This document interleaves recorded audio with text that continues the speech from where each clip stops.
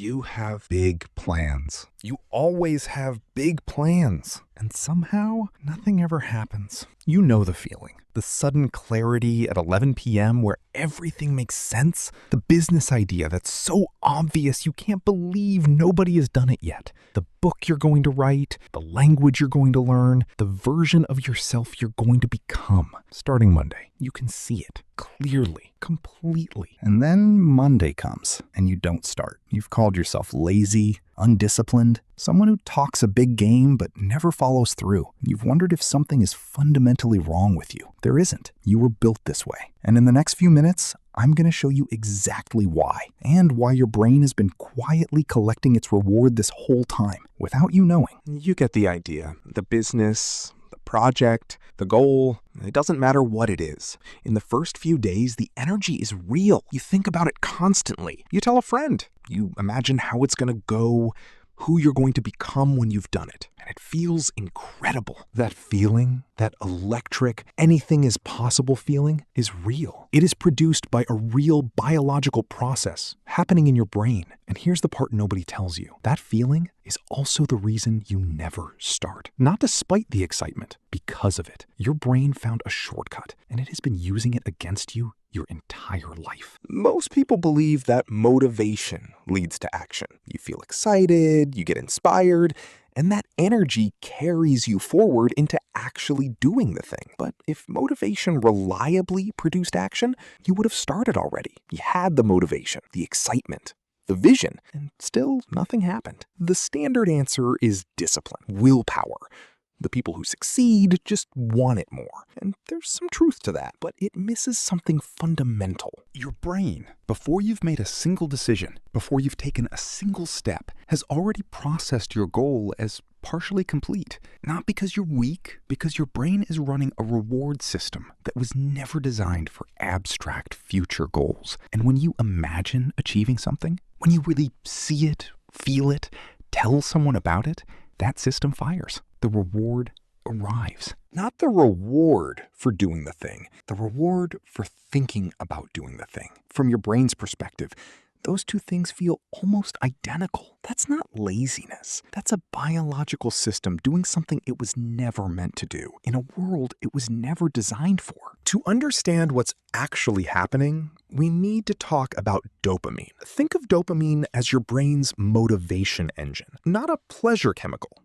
That's a common misunderstanding. Dopamine doesn't make you feel happy when you achieve something. Dopamine makes you want to pursue something. It's the fuel for seeking, striving, reaching. And it has one very important quirk. It fires in anticipation, not just in achievement. When you imagine a future reward, when you picture the goal completed, the life changed, your dopamine system responds measurably. Enough to feel like motivation. In the environment your brain was designed for, this was never a problem. If you spotted tracks while hunting, your dopamine fired, giving you the energy to pursue. But the only way to collect the actual reward was to act, to hunt, to work. Anticipation always led to action. There was no other way forward. But you can imagine achieving your goals in perfect detail. The finished book, the successful business, the transformed body with no physical effort at all. And your dopamine system, which has no way to tell the difference between imagined achievement and real pursuit, responds. It gives you the feeling of progress without any actual progress. But that's only the first layer. When your brain runs a vivid mental simulation of success, when you really see yourself achieving the goal, it activates many of the same neural pathways as actually doing the thing. The pride, the relief.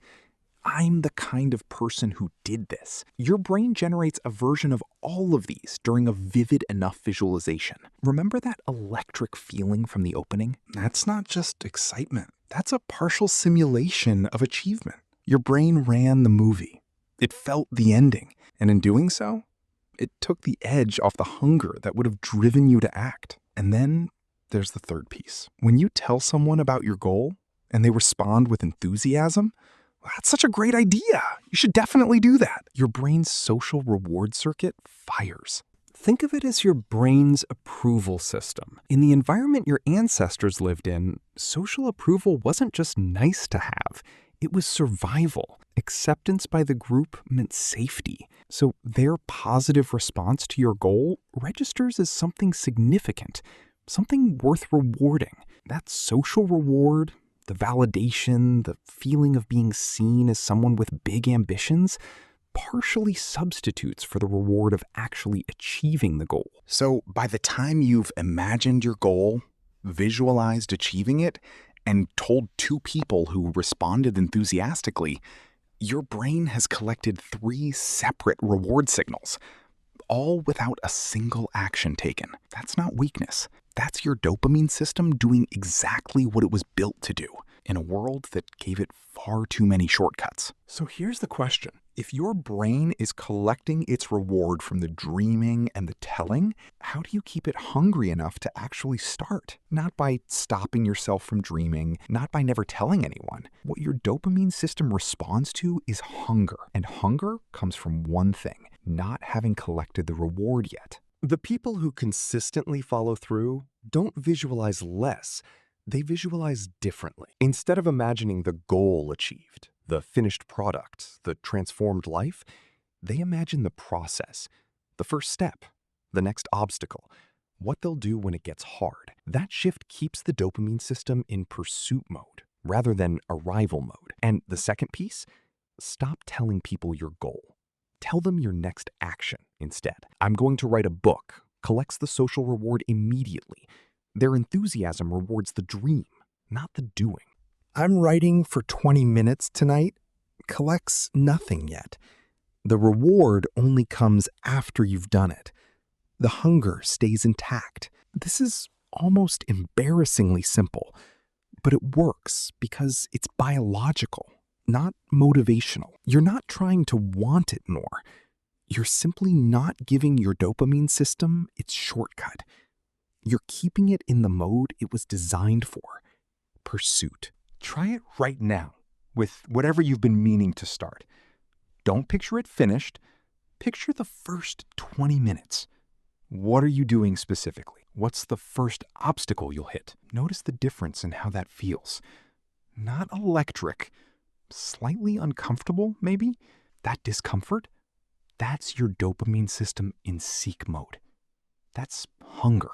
That's the feeling that actually precedes action. The dream doesn't need to disappear. It just needs to stay one step ahead of you, always just out of reach, always pulling you forward.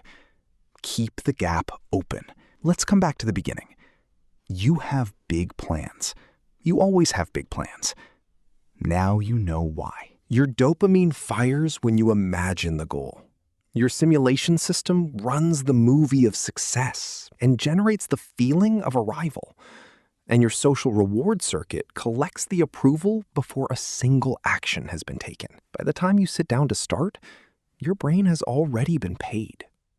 Not fully, but enough. The people who seem to just do things, who decide and act, aren't more disciplined than you. They've just kept the gap open between wanting and having, between imagining and achieving. That gap, the space of unsatisfied wanting, is not a problem to be solved. It is the engine. You were never lazy. Your brain was just very, very good at finding reward in a world that made it too easy to collect. You don't have a discipline problem. You have a dopamine system that found a shortcut. And now that you see the shortcut, you can stop taking it. That's Built Human. A new behavior decoded every week. See you next time.